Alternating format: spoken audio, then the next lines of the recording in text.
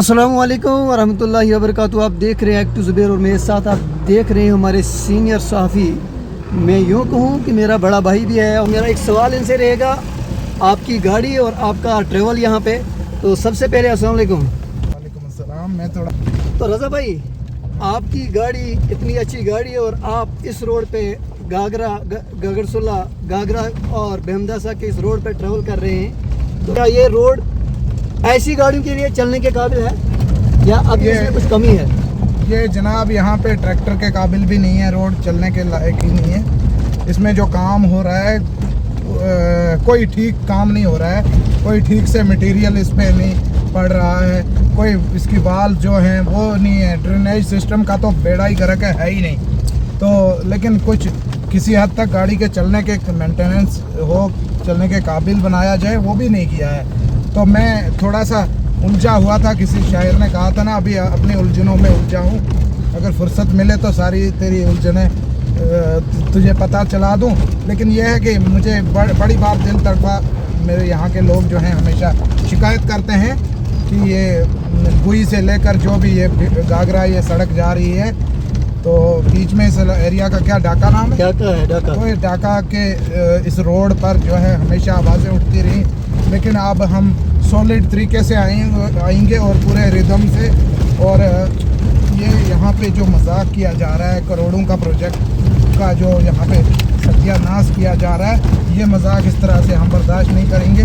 क्योंकि कम बजट वाले कुछ लाख ही बजट होता था, लेकिन उसमें भी हमारा भीमदासा का रोड कितना अच्छा बना। ठीक है, आज मेंटेनेंस की प्रॉब्लम है, लेकिन बना तो बना। बिल्कुल। यहाँ जो है मशीनें लगी हैं, बस क्रॉसिंग हो रही है सिर्फ मशीनों की, और दिखाया जा रहा है कि रोड बन रहा है।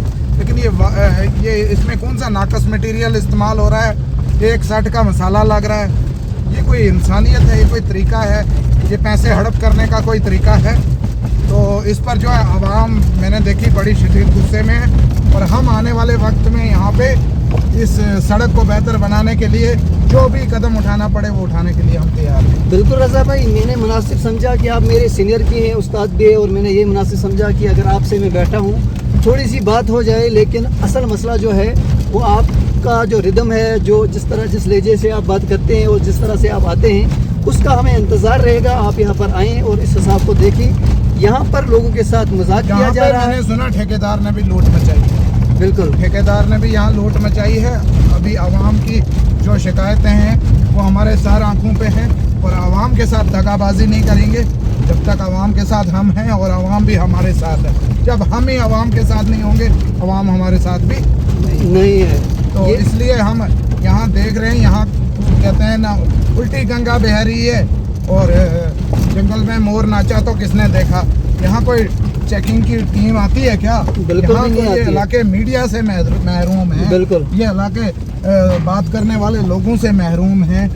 पॉलिटिक्स जो है ये पार चलती है। बिल्कुल। और वार जो है यहाँ सिर्फ नाकस मटेरियल और ये सब ड्रामा चल रहा है। फिलहाल आज मैं इसको देखने आया था, न्यूज़ बनाने का कोई मूड नहीं है आज। अभी तो पहले रियलिटी का पता करने आया था, और आगे आने वाले वक्त में इंशाल्लाह हम बताएंगे कि कानून के मुताबिक रोड किस तरह से बनते हैं और क्या क्राइटेरिया है, और आप लोगों ने यहाँ कौन सी धांधली मचा रखी है।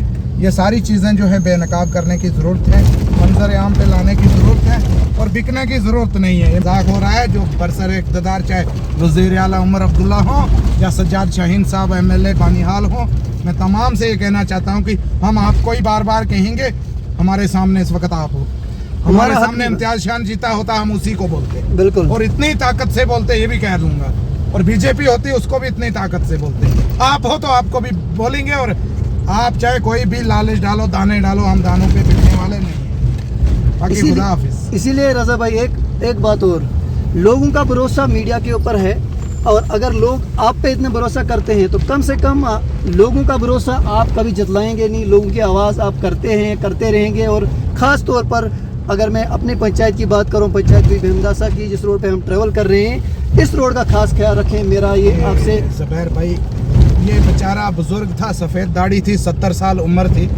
इसका लतीफ़ रज़ा के साथ क्या टांका हो सकता है, मुझे बताएं। बिल्कुल, इसका लतीफ़ रज़ा के साथ एक ही है इसका लतीफ़ रज़ा के साथ एक ही मसला है कि ये लतीफ़ रज़ा से मोहब्बत और प्यार करता है। मैं ये कहता हूँ कि जिन लोगों ने इक़्तिदार में आने के बाद, कुर्सी संभालने के बाद, कुर्सी चाहे डीडीसी चेयरपर्सन की हो, कुर्सी चाहे एमएलए की हो, कुर्सी चाहे उमर अब्दुल्ला साहब की हो, कुर्सी चाहे एलजी साहब की हो या हमारी मरकज़ी हुकूमत की हो, मैं ये कहता हूँ करना उन्होंने था, कर हम रहे हैं। अल्लाह ताला ने इस लायक तो चुना हमें। बिल्कुल। अगर हमें अल्लाह ताला ने चुन लिया है तो हम मुकद्दर वाले हैं।